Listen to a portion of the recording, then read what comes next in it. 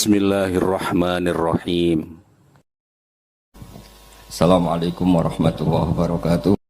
Dulu ketika sahabat punya imam yang lama sekali kalau sholat, sehingga si sahabat yang satu yang petani ini mufarokoh itu memisahkan diri, kemudian imamnya diselip. Itu boleh memang dalam fikih. Kamu niat mufarokoh dulu. Mufarokoh itu niat bahwa kamu memutus hubungan dengan imam, kemudian meneruskan sholat sendiri.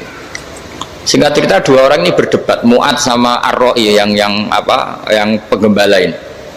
Kamu munafik, sholat kok meninggalkan imam. Terus yang satu bilang, kamu keterlaluan, sholatnya lama sekali. Singkat cerita dua orang ini lapor ke Rasulullah SAW. Uniknya Nabi itu membenarkan yang petani tadi. Kamu Mu'ad jadi masalah. Agama ini tidak boleh jadi problem. Kalau kamu ngimami orang, jangan lama-lama. Di situ ada ibu-ibu yang ditunggui anaknya yang sedang menyusu, banyak petani yang nunggu macam-macam. Kayak pegawai POM ya ditunggu shift temannya, pegawai Indomaret juga gitu, apalagi Grab mungkin ditunggu penumpangnya macam-macam. Sehingga kebaikannya teman-teman yang kerja serabutan begini juga bergantung kebaikan imam tadi. Kalau sholat itu tidak boleh lama-lama, apalagi wiridan, sholatnya aja nggak boleh lama-lama, apalagi wiridannya. Nah, kadang-kadang orang ngira kebaikan tuh nggak ada sempritnya, ada juga. Sholat tuh ya disemprit sama Nabi, kalau terlalu lama juga disalahkan, karena nanti agama ini menjadi apa? Problem, menjadi problematika. Nah, termasuk kebaikan kita ketika membolehkan ya, atau mentoleransi atau mendukung pekerjaan mulai Grab dan lain-lain adalah agama ini rahmatan lil alamin. Dulu ada seorang sahabat tanya, ya Rasulullah, boleh nggak kita ngegeng di perapatan gitu? Kata Nabi, ya jangan kalau bisa, tapi kita harus natahaddasannya, itu tempat kita jagungan di perapatan, di tempat-tempat umum lagi, di halte, terus kata Nabi, nggak apa-apa, tapi fa'atut thoriq haqqoha, kamu harus memberikan hak jalan itu. Apa hak jalan itu? Satu, kamu amar ma'ruf, kalau bisa ya nahi mungkar, kemudian bikin suasana orang lainnya menjadi aman. Nah, ini yang catatan. Kalau hitung saja, yang ikut Grab itu berapa ribu? Nah, ini tuh energi besar kalau di atas 100 ribu. Hitung ya teman-teman di Grab, 100 ribu. 100 ribu ini kalau soleh semua, atau setengah soleh lah, kalau soleh banget keberatan dia soleh, setengah soleh. Itu tuh ada, ini sudah saya pikir, ada kebaikan yang menyebar di seluruh Nusantara yang berjumlah 100 ribu. Ini luar biasa. Ada kecelakaan, dia menolong pertama, ada pemerkosaan, menolong pertama, mungkin ada pencurian, ada apa. Maka kata Nabi, kamu kalau harus di jalan itu kamu berkontribusi amar ma'ruf nahi mungkar. Saya sering ke Jogja karena saya mulai 98 di Jogja, ya sering di terminal malam-malam. Saya ketika kecil itu sering diceritain, orang nggak berani ke terminal ini banyak preman, nggak boleh ke terminal ini karena banyak preman. Ya mulai dari Sumatera, Jawa, hampir seluruh Indonesia. Kalau jam sekian sampai sekian sudah nggak berani karena banyak apa? Preman. Itu uniknya, preman-preman itu selain dulu ditangani tentara dan polisi, itu urusan negara ya kali itu, dan kita ngapresiasi. Itu hilangnya yang permanen itu bukan saja ditangani ABRI dan polisi, TNI dan polisi, tapi ditangani kultur. Banyak mulai orang soleh, santri dagangan di situ, ada ojek mangkal di situ, supir taksi mangkal di situ. Terus di sini orang-orang soleh yang menghalau ketika ada perempuan digoda atau perempuan dicopet atau apa. Terus lama-lama jadi kultur bahwa kebaikan ini dominan. Setelah kebaikan dominan ini otomatis menyingkir sedikit demi sedikit. Jadi selain negara ini harus melakukan sesuatu yang seharusnya, yaitu menjaga masyarakat dari kriminalitas, sebetulnya yang paling awet dan paling mudah dilakukan itu tadi, kebaikan harus menjadi kultur bersama. Sehingga kalau terminal kemudian ada mbak-mbak jilbaban yang dagang, terus bapaknya soleh, ada musola yang hidup, ojeknya juga gitu, terus supir taksinya, lalu kebaikan ini menjadi nilai bersama. Saking jadi nilai bersama, ibu-ibu yang takut atas dirinya nggak ngojek kecuali Pak ini karena terkenal amanah, nggak naksi kecuali Pak ini karena terkenal amanah. Dan kita Indonesia itu ingin seperti itu, sehingga amanah ini menjadi nilai bersama dan otomatis menjadi keamanan bersama. Cara wong Jawa itu tego nitipno anake karena dijamin aman, tego nitipkan istrinya juga karena dijamin aman. Nah, kalau kebaikan ini juga menjadi satu nilai jual dan kita bisa mengawal secara serius, itu alhamdulillah betul. Nah, dimulai dari mana? Satu, mental kita takwa. Kedua, sistem sosial, bahwa kita terkoneksi oleh indukan ya, juga terkoneksi oleh kepolisian. Maksudnya karena kita terdaftar, kalau ada anak hilang kan tinggal ini yang bawa wahyu misalnya. Nah, jadi saya mohon, semohon-mohonnya, kebaikan ini harus jadi nilai bersama. Setelah terminal itu banyak orang baik, otomatis yang ini tuh menyingkir itu. Akhirnya apa?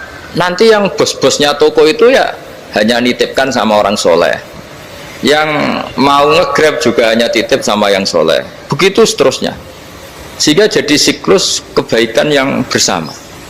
Nah, ini yang dimaksud Quran, wa'tamiru bainakum bima'ruf. Iktimar itu namanya urusan bersama ya, saya ulang lagi ya.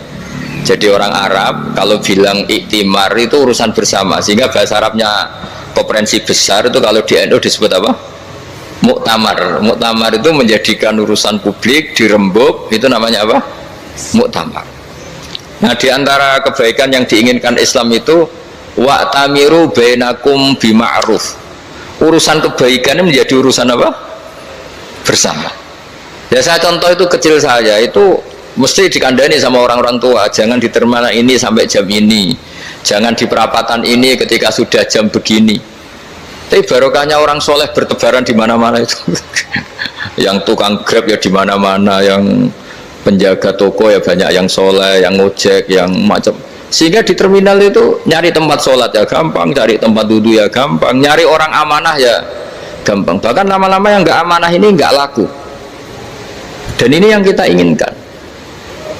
Dan ketika nggak laku, akhirnya dia kalau ingin laku harus amanah, atau ingin laku harus tobat. Nah, agama ini urusan bersama, sehingga Allah mengistilahkan wa'tamiru bainakum bima'ruf. Jadikan kebaikan ini urusan bersama.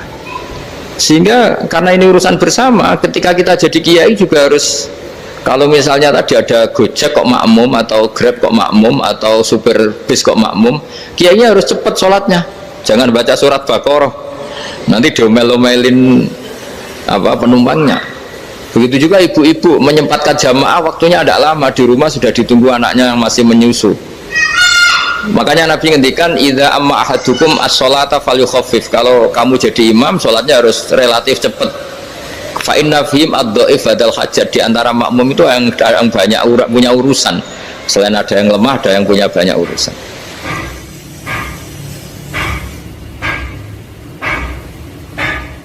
Nah, terus ketiga, masalah kekayaan hati. Kekayaan hati ini penting sekali, karena rata-rata teman di Grab itu kan miskin lah. Tapi jangan miskin sampai miskin hati itu. Bahwa kamu nyari nafkah itu sudah ibadah, berkelana di dunia Allah juga ibadah, menyaksikan macam-macamnya orang itu juga ibadah. Bahkan menambah khazanah ilmu. Di antara warisan ilmu yang kita dapatkan dari Rasulullah SAW, misalnya kamu jalan-jalan, punya kaki dua, punya tangan dua, gara-gara jalan-jalan sering ngerti orang yang buntung. Alhamdulillah, meskipun saya hanya Grab masih punya kaki itu. Terus ketemu orang buta ya gitu, alhamdulillah ladzi afani mimma btalaka bih.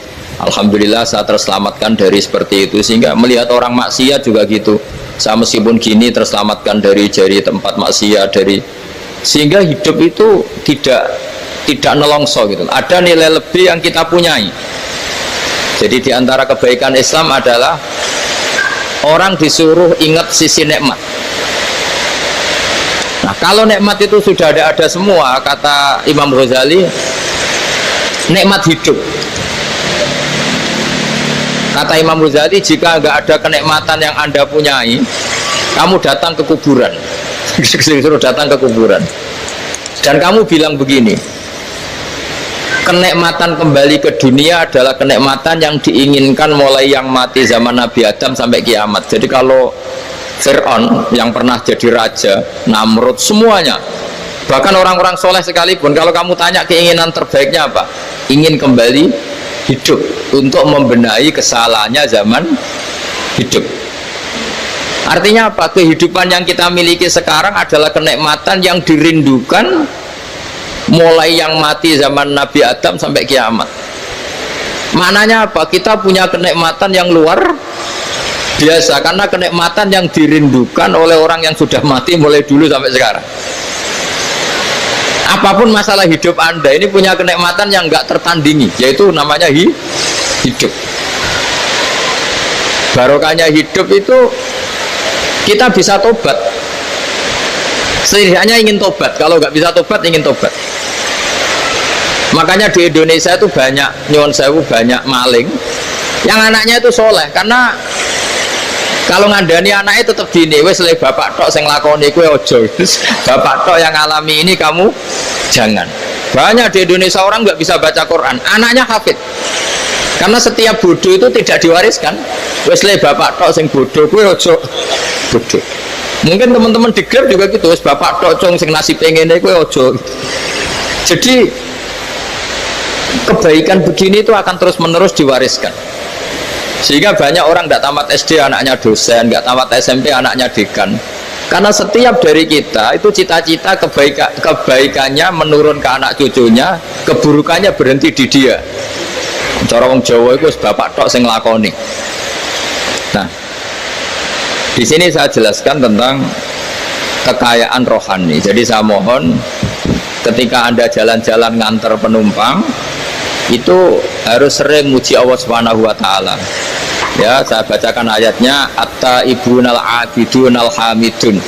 Orang baik itu yang tobat, yang ahli ibadah.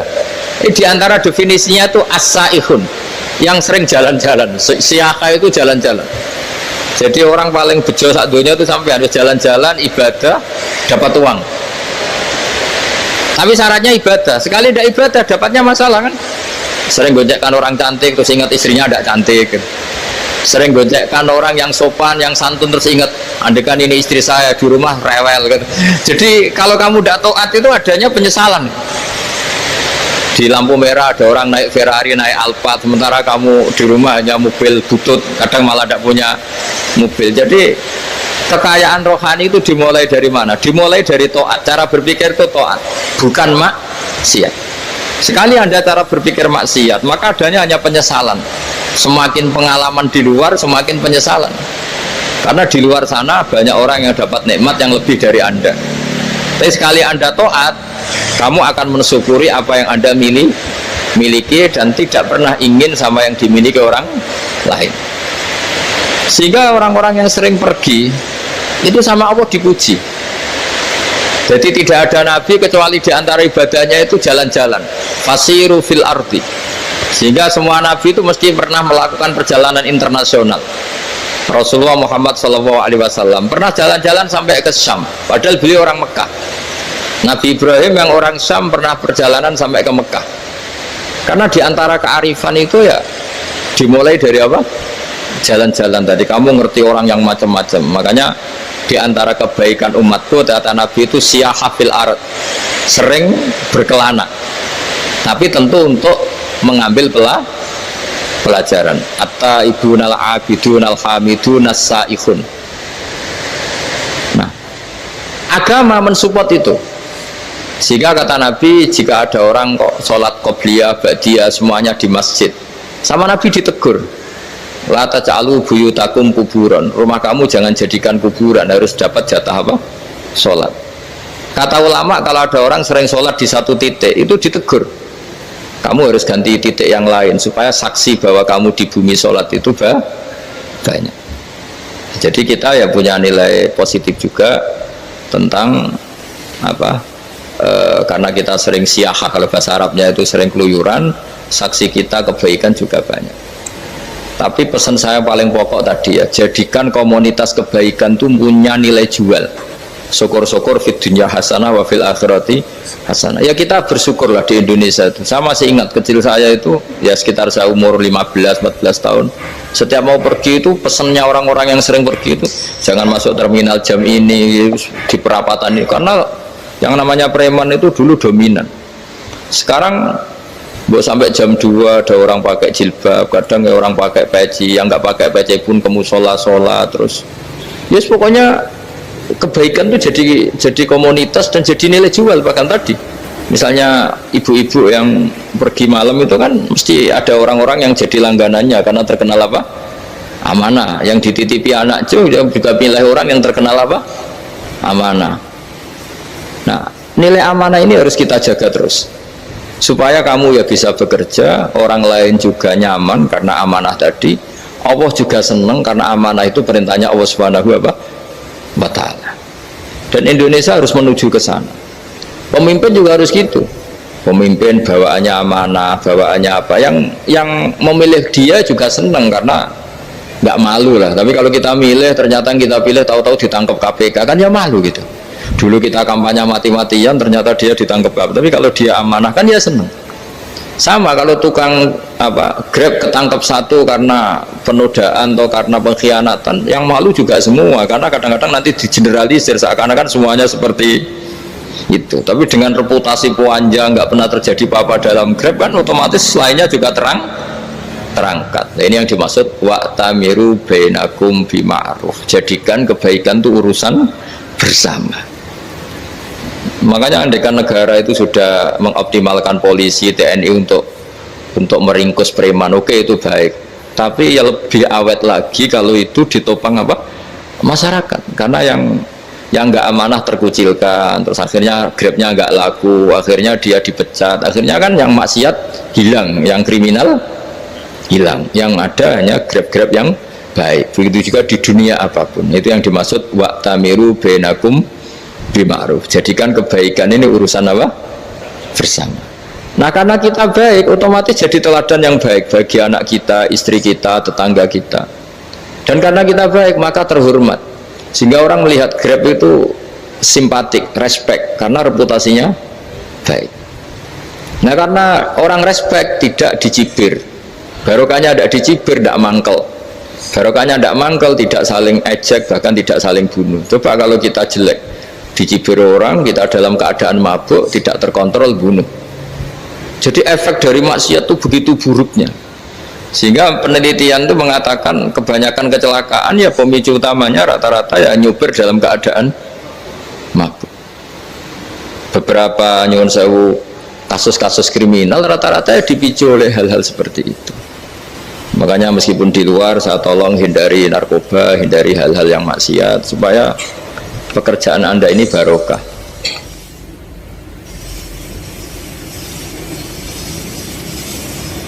Kemudian yang terakhir saya beri ijazah tentang Al-Fatihah ya, karena ini surat yang populer.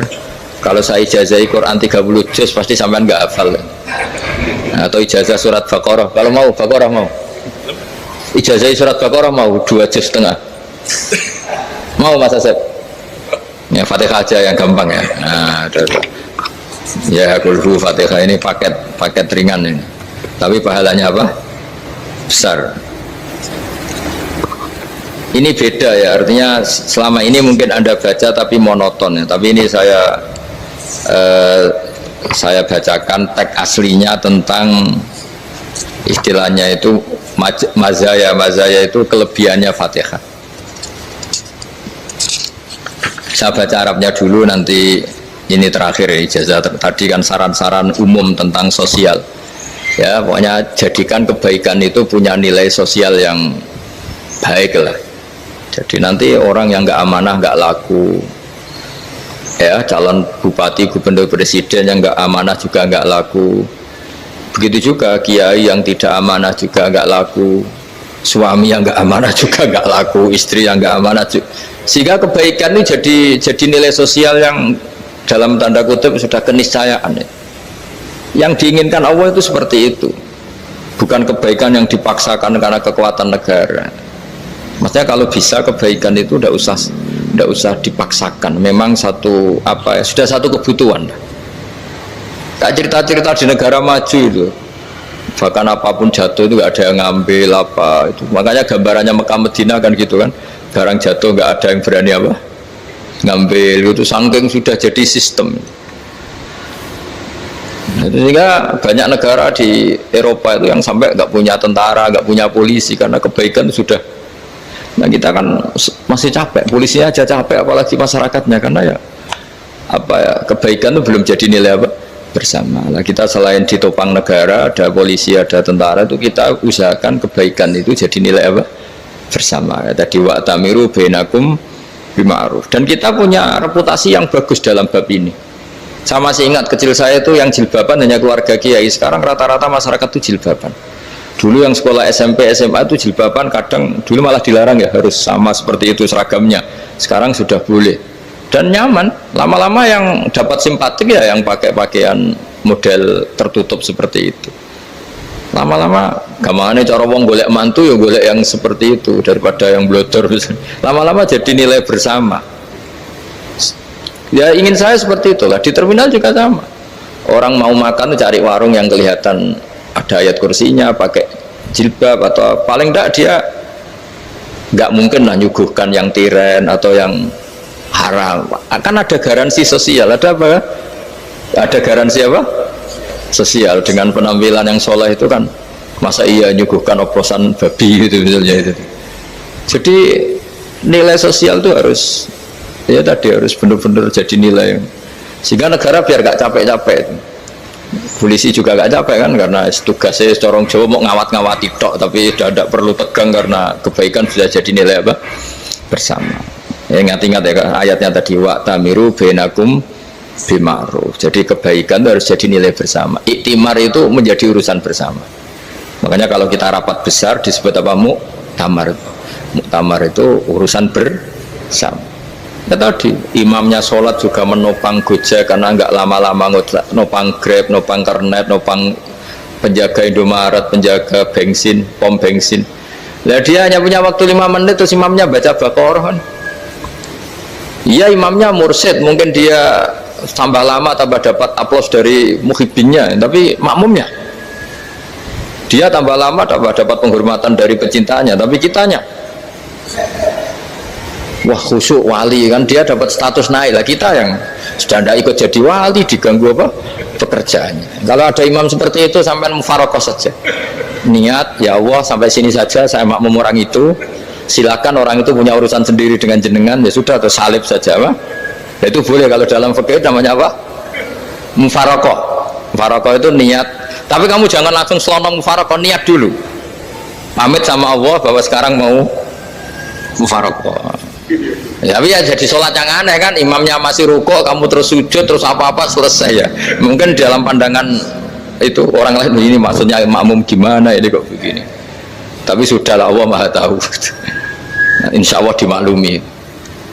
Ya saya baca tentang Fatihah ya, karena sampean pasti sering baca Fatihah. Supaya apa sekaligus jadi jimat lah gitu. Jadi kalau kamu sering di jalan-jalan yang mungkin sepi atau mungkin kan tidak semua teman Grab itu nasibnya bagus yang di Semarang Jogja, mungkin yang di Kalimantan di Papua kan ada yang 10 kilo gak ketemu rumah ya kan, yang lihat di TV itu kan kasihan kan, sudah 10 kilo gak ketemu rumah, penumpangnya kuwekar preman tuh kan, ini makan orang enggak kan, udah kan ujiannya dua. Kalau penumpangnya cantik itu ya kecoba syahwat, kalau preman takut, jadi orang itu selalu ujian itu. Sing sedengan itu kan jarang orang itu. Jadi kalau penumpangnya perempuan cantik ujiannya itu syahwat, kalau preman ujiannya ketakutan. Kalau orang yang lemah bawa uang ujiannya kamu ingin garong. Jadi hidup itu memang semuanya ujian. Liyabluwakum ayyukum ahsanu amala. Makanya saya sering ditanya oleh teman-teman, Gus, nah ujiannya kenal wong wedok elek piye? Sama, kenal wong ayu ujiannya syahwat, kenal wong elek ujiannya ngenyek, itu sama-sama dosa. Syahwat ya dosa, ngenyek juga dosa. Walek keriting untuk metu ya dosa, ngomong gitu. Kadang-kadang orang berpikir enak kancanan wong elek gak dosa. Kata siapa kancanan wong elek itu ya dosa karena bawaannya ngenyek. Ngenyek itu menyepelekan itu. Makanya saya itu ya nggak mau berteman sampean. Nanti kan bawaannya ngenyek atau seneng ya tidak tahu. Ya sudah ada takdir saja, kalau ketemu ya tak ulang ngaji gitu. Tapi ini ngaji terakhir, setelah ini ngaji biasa aja, tidak usah resmi gini. Ngaji kok resmi aneh. Pokoknya nanti suatu saat kalau pandemi sudah berlalu saya akan ngaji Rebonan, ini ngaji ini ngaji yang kurang bagus karena ngatur kiai kurang berkah ini nanti, tapi ya lumayan lah masih mau ngaji ngaji kok tanggal ini jam ini. Sekarang suatu saat kamu tak panggil, Mas Wahyu datang ke sini jam ini, tidak mesti bisa. Mungkin pas ada acara apa, maaf ke sini pas ngecek pas apa. Jadi ya sudah, tapi tak maafkan, enggak apa-apa. Takdir ya. Tak bacakan supaya sampean tahu keramatnya bismillah. Nah, sebelum saya bacakan bismillah Fatihah, tak beritahu tentang ilmu tafsirnya karena ini penting sekali. Fatihah itu dawuhnya Allah, tentu itu dawuhnya Allah. Saya ulang lagi, itu kalam Allah. Tapi yang sudah diberikan kesampaian ke kita semua. Sehingga seakan-akan itu menjadi dawuhnya kita ke Allah. Jangan salah loh ya, Fatihah itu dawuh Allah tapi sudah diberikan ke kita. Sehingga posisi kita itu yang punya itu. Nah, kenapa ini perlu dijelaskan? Karena nanti ada kalimat iyyaka na'budu wa iyyaka nasta'in. Kalau itu masih kalam Allah, berarti Allah ngomong ke kamu, ngendikan ke kamu, kepadamu aku menyembah. Masa Allah menyembah kamu? Nah, sehingga ilmu tafsir itu menyelesaikan itu dulu ya. Saya ulang lagi ya, sebelum sampean sering baca Fatihah, aku yakin ya sering baca. Tapi barokahnya tidak paham itu tidak pernah janggal. Enggak paham itu ya penting supaya tidak iskal, tidak janggal. Sebetulnya di kalimat itu ada yang janggal. Kalau Fatihah itu kalimatnya Allah atau kalam Allah, bagaimana dengan kata-kata iyyaka na'budu? Masa Allah ngendikan ke kita, kepadamu kami menyembah? Masa Allah menyembah kita? Maka penyelesaiannya secara ilmu tafsir gimana? Semua ulama mengatakan, bukan satu dua, semuanya mengatakan di Fatihah itu semuanya diberi kawalan kalimat. Saya ulang lagi ya, di Fatihah itu semuanya diberi awalan kalimat qulu, katakan wahai hambaku begini ya, katakan wahai hambaku begini. Nah, begini ini pelajaran dari Allah yang sudah diberikan ke kita. Terus kita mengatakan bismillahirrahmanirrahim, alhamdulillahirabbil, termasuk kita mengatakan iyyaka na'budu wa iyyaka nasta'in. Jangan bayangkan Allah ngendikan ke kita. Kalau Allah ngendikan kita berarti gini, hei Wahyu, ihdinas siratal mustaqim, tunjukkan saya jalan yang benar. Nah, nanti kamu terus, ya Allah, Anda aja minta tolong saya minta tolong siapa kan? Jadi panjang kan? Ya, saya ulang lagi ya. Jadi itu di Ulumul Quran diterangkan gimana? Sebelum baca Fatihah, ya. Fatihah itu kalamullah, ngendikannya Allah, tapi yang sudah diajarkan ke kita dan sudah milik kita. Sehingga kalimat itu menjadi milik kita. Tapi ya kalamullah, tetap kalamullah, tapi sudah menjadi milik kita. Udah paham ya? Ya pinter nah. Ya, karena kalau tanpa penjelasan seperti ini, Anda akan iskal. Bagaimana Allah, iskal itu janggal. Bagaimana Allah mengatakan iya karena butuh. Kan jadi aneh ya? Ya, jadi tak jelaskan secara ilmiah ya. Jadi kata ulama-ulama tafsir, ayat-ayat Quran seperti ini sebetulnya dimulai dari qulu apa? Meskipun nggak dilafatkan. Itu kan sama dengan qul huwallahu ahad Muhammad, katakan kalau Tuhan itu satu. Ya, namanya Quran itu kan kalam Allah, membina nabinya, membina umatnya. Makanya dikatakan atau enggak, di sini tersembunyi kata qulu, katakan. Ya.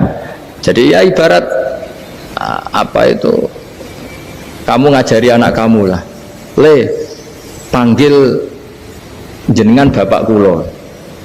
Itu maksudnya anak itu, kalimat itu kalimat kamu, tapi kamu ajarkan ke anak kamu. Terus anak kamu bilang, Pak jenengan bapak kulo. Nah, ketika kamu mengatakan jenengan, bukan kamu mengatakan jenengan anakku, berarti anakmu itu bapakmu, kan lucu kan?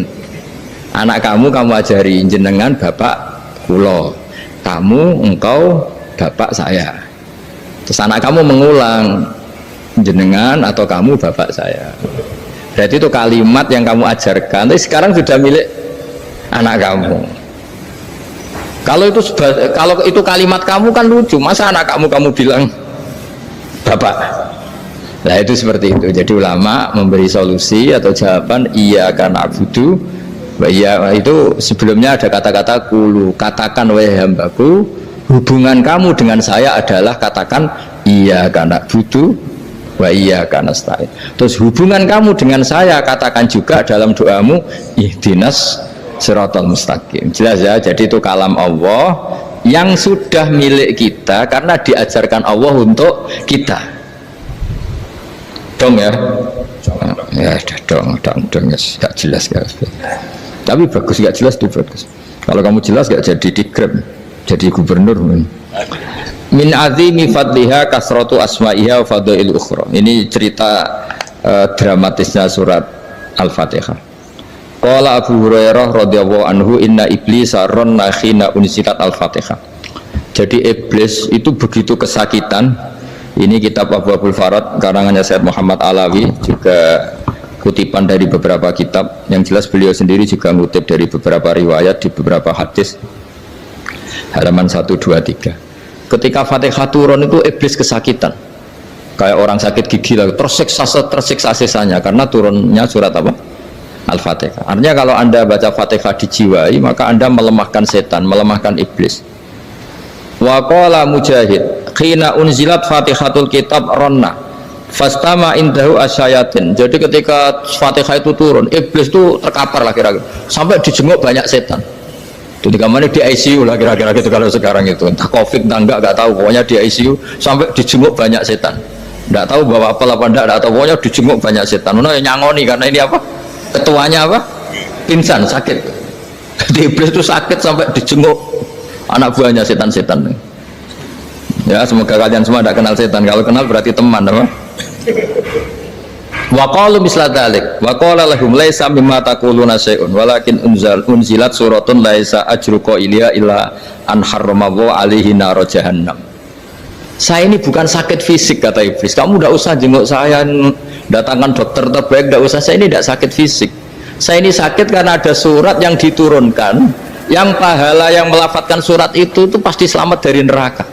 Padahal misi terbesar saya ini supaya manusia masuk neraka. Sekarang punya tamengnya. Gue pusing kan?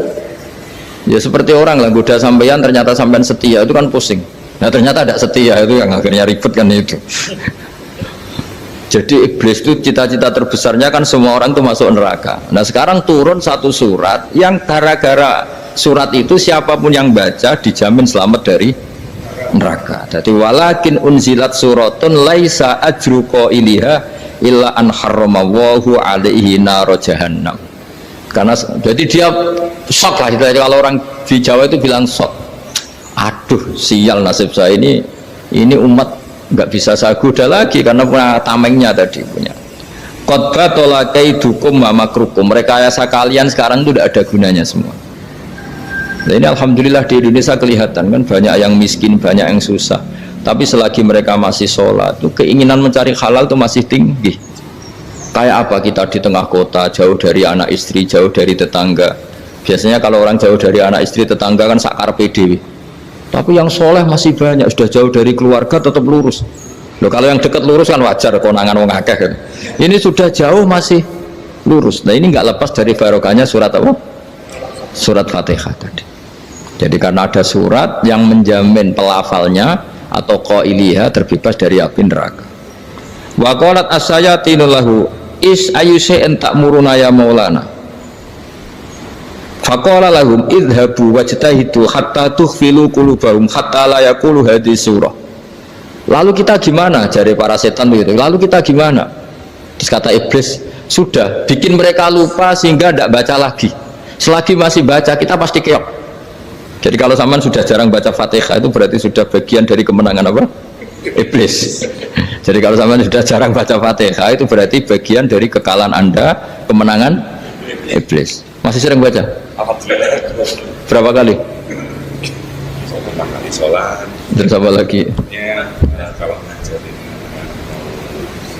itu juga saya itu juga. Kok 5 kali tok itu? Berarti pas sholat fardu tok itu? Enggak 5 kali itu, mendingan itu 17. Kamu itu ngitungnya jangan 5 ini. 5 waktu aja. 5 waktu itu berarti lumayan lah. Berapa? 17 ya? Ya. 17 ya? Ya 17, tapi kalau makmum tuh sering separuh kan, apalagi makmum terawih. Ya kan? Makmum terawih itu bacanya Fatihah ada yang sempurna enggak ya? Ya enggak lah. Baru alhamdulillah rabbil alamin mampu ruko ikut ruko ini gitu. Makmum kan. Yang tarawih teman. Kalau tarawih jarang sempurna ya. Fatihahnya itu. Kan imam sudah ruko. Kamu bacanya Fatihah sampai mana tuh? Baru setengah ya. Ya paling pas tarawih aja kan enggak sempurna ya. Apalagi kalau imamnya sing kilat, waduh malah. Nah ketika Fatihah itu sebegitu keramatnya, sebegitu topnya, itu setan rapat, singkat cerita itu yang tadi dipimpin oleh iblis yang sedang terkapar apa? Terus tadi obatnya nggak ada, cuma dia shock karena ada surat yang turun yang melafatkan itu pasti selamat dari apa? Neraka. Nah ini gimana saran Anda? Terus sarannya adalah bikin orang-orang itu lupa, tidak baca Fatihah. Nah ini rapatnya iblis. Idzabu wajtahidu hatta tufilu qulubahum hatta la yaqulu hadhihi surah kala yuksiru qira'ataha wa la yakunu lahum ajrun wa thawabun bal yakunu lahum adzabun wa iqabun.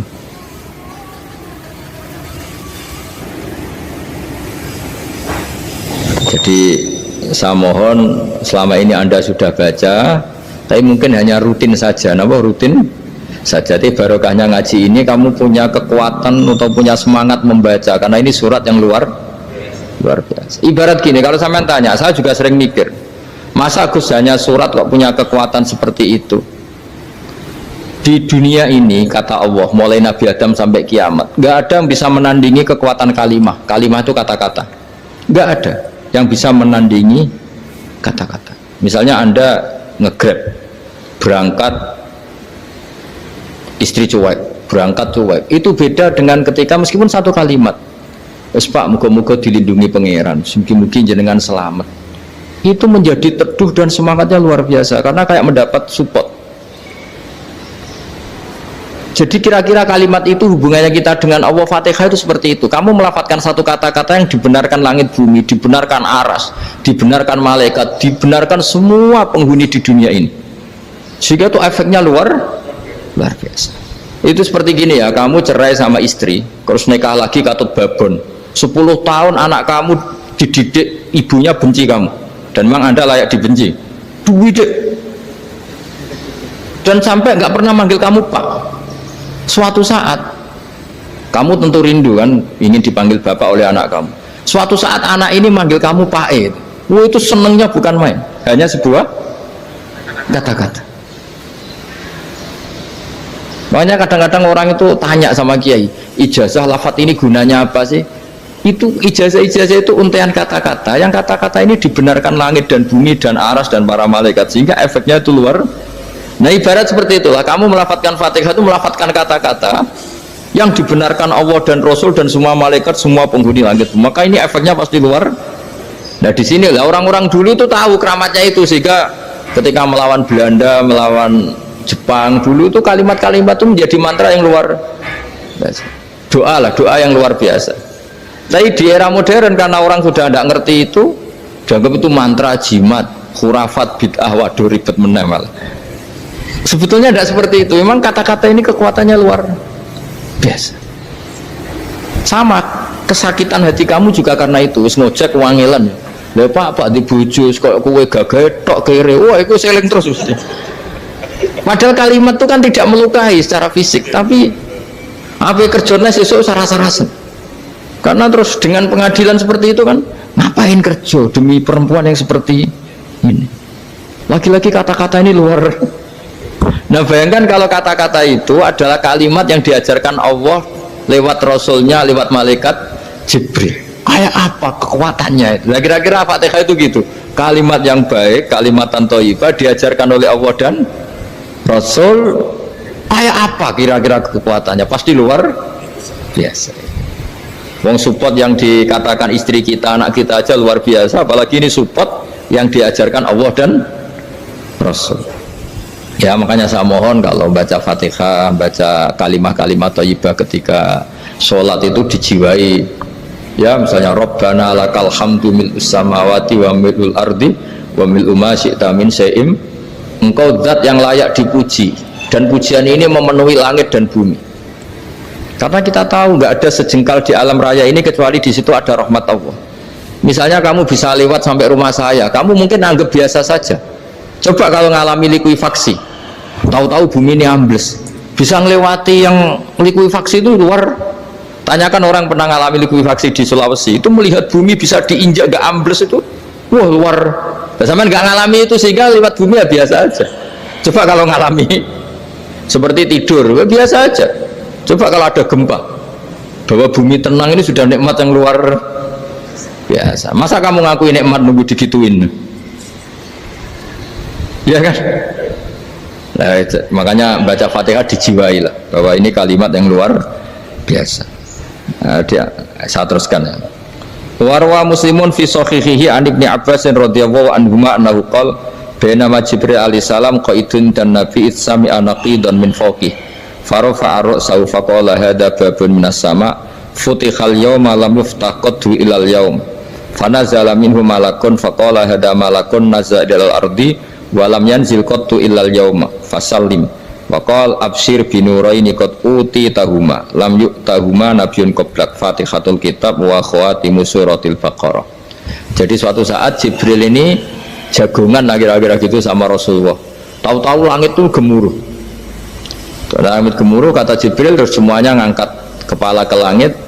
Ini pintu langit baru ini dibuka, yang sebelumnya tidak pernah dibuka seperti ini. Turunlah malaikat, yang malaikat ini pun malaikat spesial, yang nggak malaikat murahan lah kira-kira gitu, yang nggak pernah turun ke bumi kecuali juga saat itu, dengan penyambutan yang luar biasa, dengan semuanya tidak pernah terjadi hanya karena bahas surat Fatihah. Jadi ini surat yang luar biasa, pengawalannya lewat malaikat yang spesial, nggak pernah turun di bumi kecuali saat itu, penyambutannya juga nggak pernah seperti itu, baru seperti itu. Jadi semuanya itu spesial. Nah, kenapa ini spesial? Karena di situ ada isi puja-puji kepada Allah Subhanahu wa ta'ala. Ada ikrar kita, alhamdulillah rabbil alamin ar-rahmanir rahim. Ikrar ini penting. Kalau contoh paling gampang gitulah, kamu punya istri selama ini cerewet terus, suatu saat ngomong, Pak, tak angen-angen rawono wong lanang koyo sampeyan. Wah, itu langsung tidak ada lelaki sebaik engkau. Itu sama senengnya, masya Allah, karena ada ikrar dari seorang istri ke kamu. Nah, bayangkan kalau ikrar kita sebagai hamba diakui oleh Allah Subhanahu, maka ikrar ini akan dicatat sebagai kebaikan kita yang kita panen nanti di akhirat, karena ada ikrar. Kita ikrar bahwa alhamdulillah rabbil alamin, kita ikrar ar-rahmanir rahim, kita ikrar maliki yaumiddin, kita ikrar iyyaka na'budu wa iyyaka nasta'in. Sampean misalnya jadi orang Indonesia, ketemu orang Indonesia yang makmur di Jerman, terus lupa Indonesia. Kamu orang Indonesia? Enggak, saya enggak orang Indonesia. Mangkel gak kira-kira? Mangkel. Karena salah ikrar kan gitu. Ya, jadi saya mohon jangan anggap kalimat itu hal yang biasa, tapi luar biasa. Nggih, ngoten mawon. Assalamualaikum warahmatullahi wabarakatuh.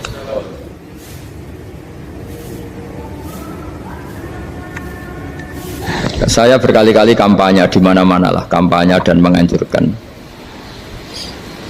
Di antara catatan dalam Suhufi Ibrahim wa Musa kan ada kan di Quran itu yang dinamakan lampiran-lampiran wasiatnya Nabi Ibrahim dan Nabi apa? Musa. Itu di antara catatannya begini. Orang yang punya akal itu adalah orang yang bisa menikmati sesuatu yang baik. Misalnya gini, contoh gampang gini. Kamu punya anak pertama atau punya anak yang masih kecil, itu gendong tuh senangnya bukan main, melihat anak sehat tuh senangnya bukan main. Mungkin saat itu banyak orang yang sedang maksiat dengan perempuan nakal atau dengan teman-teman nakalnya, yang nganggap seperti itu tidak nikmat. Tapi andaikan ini ditimbang ya ditimbang, yang maksiat tulan misalnya paling ukuran bahagianya itu 70%. Tapi yang ini, yang nimang anak baru lahir atau masih kecil, corong Jawa ngeloni anak, bisa saja bahagianya itu sampai 100%. Artinya selama ini kesalahan kita adalah nganggap maksiat itu pasti menyenangkan dan taat itu tidak menyenangkan. Makanya saya berkali-kali fatwa, untuk melawan kenikmatan maksiat, orang harus terbiasa menikmati taat, menikmati kebaikan. Jangan kira kita nimang istri nikmat, nimang anak nikmat, ketemu teman yang lama tidak ketemu juga nikmat. Artinya kita akan melewati berjam-jam untuk jagungan sama teman, sama anak, sama istri. dan itu harus kamu nikmati supaya mengganti tidak berkebutuhan nikmat yang lewat jalur maksiat. Jadi saya mohon sarana-sarana yang menyenangkan itu, yang taat itu kita maksimalkan. Makanya bapak saya tuh sering pesen, kowe nak ngaji sing guyon, sing seneng. Nanti wong maksiat tuh karena cari kesenangan. Coba kalau kesenangan itu sudah didapatkan saat taat, maka tidak butuh lagi kesenangan yang berbentuk maksiat. Makanya orang-orang wali dulu kalau sudah sholat itu gak bisa berhenti karena merasa nikmat. Makanya Nabi pernah ngendikan wa qurratu aini fi sholat, nyaman saya itu kalau sedang sholat. Itu tadi. Bayangkan kalau besok itu pasti mati. Makanya latihannya harus gitu. Bayangkan besok itu pasti mati. Berarti itu hari terakhir kamu. Ya, hari dengan merasa hari terakhir itu kalau kamu maksiat kan malu. Waduh, mati pas. Makanya sholli sholata muwaddiin, kamu sholat seakan-akan itu sholat terakhir.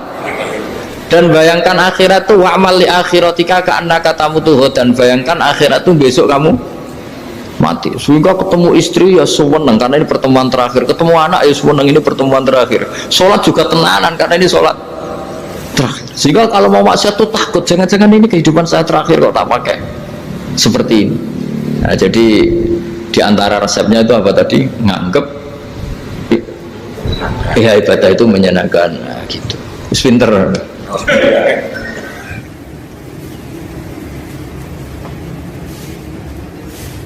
Oke, satu pertanyaan lagi, Gus. Ini ada pertanyaan dari teman-teman mitra driver Grab. Saat mengantarkan barang, tiba-tiba azan waktu sholat, ya, Gus. Lalu kita sebagai driver harus sholat dulu atau menyelesaikan orderan dulu, karena itu juga amanah kan orderannya itu. Mungkin nganter barang atau mungkin nganterin penumpang. Mengingat barang tersebut sudah ditunggu pemiliknya dan penumpang tersebut juga sudah ada janji yang lain, pokoknya gitu. Nyuwun pencerahannya, Gus, gitu. Begini ya, ini kan fikih sosial ya. Saya jawab, ini memang harus pakai fikih, nggak pakai rasa. Saya ulang lagi, pakai fikih, nggak pakai rasa. Waktu sholat itu kan banyak ya, diantaranya maghrib dan isya, duhur dan asar, terus subuh sendiri. Ya, ben sampean belajar fikih, orang belajar tasawuf ya. Nah, kalau subuh itu tidak ada toleransinya kalau waktunya sudah tinggal 10 menit karena tidak ada jamak. Ya, tidak ada apa? Jamak. Sehingga misalnya kalau kamu ngojek waktu tinggal 10 menit ya harus sholat. Tapi kalau sekedar dengar azan ya, ini penanyanya kayaknya itu teman kamu, jadi fikihnya kayak kamu, nggak jelas. Azan itu kan bukan akhir waktu sholat. Azan itu bukan akhir waktu sholat, tapi awal sholat. Itu tidak harus supir Grab, tidak harus supir Gojek. Meskipun kamu makan ada azan ya teruskan saja, kan tidak akhir waktu sholat. Anda menerima tamu, gendong anak, atau sedang nyupir, atau sedang bercengkrama sama teman. Kalau ada azan ya nggak apa-apa, misalnya diteruskan. Kan bukan akhir waktu sholat. Yang benar-benar ditinggalkan itu kalau waktu sholat misalnya tinggal 7 menit atau tinggal 8 menit, waktu yang mau tidak mau kamu harus tasarrufkan, kamu peruntukkan injury time ya, injury time ya, gitu aja kok gak tahu ya.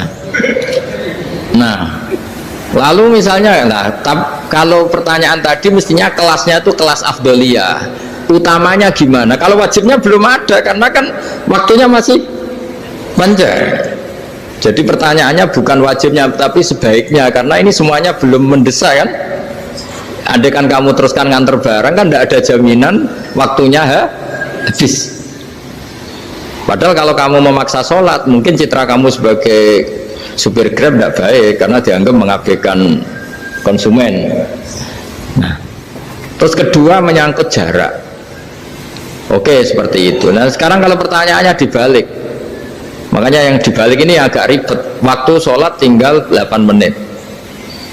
Ada konsumen yang minta diantarkan saat itu dan acaranya ke mall happy-happy, maka fatwa kita sebagai ahli fikih ya tantang saja, saya mau sholat dulu, kalau nggak sabar ya silakan cari yang lain kalau acaranya ke mall. Tapi kalau acaranya kelahiran atau transfusi darah atau mau nganterin darah ke pasien yang sudah koma, maka kita langsung, karena ibadah sosial itu didahulukan mengalahkan ibadah yang haknya Allah Karena Allah itu zat yang tidak butuh ibadah kalian. Tapi kalau pasien ini kalau nggak nang kesampaian darahnya mati misalnya. Jadi kamarnya Allah lebih apian lah gitu. Makanya masyhur kalau dalam fikih hak Allah sama hak Adam ini dimenangkan hak Adami. Tapi bukan karena Allah kita kalahkan. Allah tidak butuh itu semua. Jadi dikalahkan tapi bukan karena kalah, justru karena tidak butuh. Ya ibarat gini lah, Allah itu saking baiknya Allah kan pasti di atas orang tua kita. Itu pasti saya ulang lagi, baiknya Allah pasti di atas orang tua kita. Orang tua kita saja baik, apalagi Allah. Misalnya orang tua kamu butuh uang 5.000, adik kamu butuh uang 5.000, adik kamu yang kecil atau ya, kira-kira orang tua kamu tuh nyuruh dikasihkan beliau ke adik kamu, kira-kira saja ke adik kamu. Nah Allah itu saking baiknya, hal yang terkait Allah misalnya tadi sholat tepat waktu sama ibadah sosial itu disuruh ibadah sosial. Karena ini kalau nggak kesampaian transfusi darahnya atau apalah, atau kamu dokter yang harus mengurus operasi waktunya tinggal 5 menit, kamu harus ngoperasi pasien dulu karena Allah bisa menerima sholat kamu. Nah tak terangkan lagi ini fikih terus. Lalu sholat yang apa? Kalau sholat itu antara maghrib dan isya dan nanti yang terlambat itu maghrib, kita ngikuti ulama yang mengatakan jika ada darurat maka maghrib dan isya boleh dijamak meskipun tidak atas nama pergi. Kan jarak kamu kan tidak jarak masafatu qasrin. Artinya apa? Misalnya saya dokter harus operasi, waktu saya tinggal 8 menit mau maghrib, ternyata harus ada operasi. Kalau saya nggak nangani mati, saya harus operasi. Dan nanti waktu saya maghrib habis itu tidak harus dikatakan kodok atau yang mengeluarkan maghrib dari waktunya. Bisa saja menurut ulama dianggap boleh dijamak takhir dengan isya karena kondisinya masih waktu jam'in. Begitu juga duhur dengan asar. Tapi kalau waktunya itu asar tinggal 8 menit kemudian harus ada operasi, ya kita operasi. Waktu asar kita mundur sampai maghrib, namanya kodok yang dimaafkan Allah. Ya namanya tetap kodok karena asar gak bisa dijamak dengan maghrib. Jadi ini fikih ya. Jadi jawabnya harus jelimet. Jadi saya ulang lagi ya. Tadi kan pertanyaannya dengar adzan. Kalau adzan kan waktunya masih panjang. Apalagi misalnya maghrib kan waktunya kan taruh saja ada waktu 1/4 jam. Ternyata andaikan kamu antar hanya butuh waktu 7 menit, kan nggak ngefek sama sama saya nyanda. Nah, nyanda. Okay.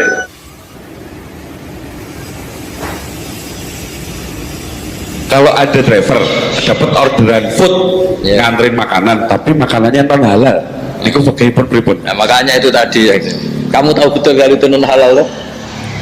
Kalau itu sudah tahu pasti non halal. Nah, iya, daging Tyrannosaurus, nonton mungkin. Makanya tadi itu memang PR kita di semua profesi. Saya ulang lagi, itu PR kita di semua profesi. Jadi ya itu makanya pentingnya istighfar tuh di situ tuh sudah kita sebagai ulama menghalalkan tidak mungkin, mengharamkan kamu juga demo. Ini pekerjaan bis gitu. Tapi yang jelas itu tidak bisa dihindari. Ya sama lah seperti orang di bis itu. Kadang-kadang kan didoain semoga semua penumpang hasil ke tempat masing-masing, dan kalau ada copet berarti kan doain copet juga hasil tujuannya. Jadi di semua profesi itu resikonya. Makanya tadi saya bicara tentang fikih. Kaidah umumnya menolong maksiat ya bagian dari maksiat, menolong taat itu bagian dari taat. Mau tidak mau harus ada hukumnya. Setidaknya barokahnya tahu hukum. Kalau kita salah belum istighfar gitu, sudah salah nggak merasa salah itu. Jadi barokahnya tahu hukum itu paling enggak kan kita ya istighfar lah. Kan ya tadi seperti paket misalnya, kan ada saja orang paket yang jelas-jelas barangnya itu haram, tapi atas nama profesionalitas kan mungkin tetap dikirimkan, tapi barokahnya ngerti hukum dia istighfar. Nah tapi karena kalau kita menyarankan sudah ada usah pekerjaan yang lain banyak nanti kan rai-rai potongan tawakal jika ada ngono kan ya repot deh. Nah kalau kita kiai guys gak apa-apa rezeki pangeran sugih. Menurut sampean harusnya ternuntut Gus saya karena fatwa jenengan saya sekarang miskin, ini gimana pertanggungjawabannya? Ya ribet kan. Tapi saya ulang lagi, itu seninya ngelola kehidupan semuanya seperti itu. Jadi makanya kita nggak pernah berhenti berdoa Rabbana dzolamna anfusana, karena dalam sisi semua hidup kita itu pasti ada unsur nggak benernya gitu. Ya saya ulang lagi, pokoknya kaidah umumnya itu menolong taat itu ya ikut bagian dari taat, menolong maksiat ya bagian dari maksiat. Tapi ya tadi ya kita harus istighfar kan, cuma tadi yang jelas-jelas maksiat dan kita tidak tajassus. Saya ulang lagi, tidak tajassus itu neliti wong nanti jelimet. Jadi misalnya ada perempuan mau ngojek ke sini ya diantar saja, jangan tanya detail itu apanya mbak, hubungannya dengan kamu apanya. Wah yo ribet kalau jadi kepo. Wassallallahu ala sayyidina Muhammadin walhamdulillahi rabbil alamin.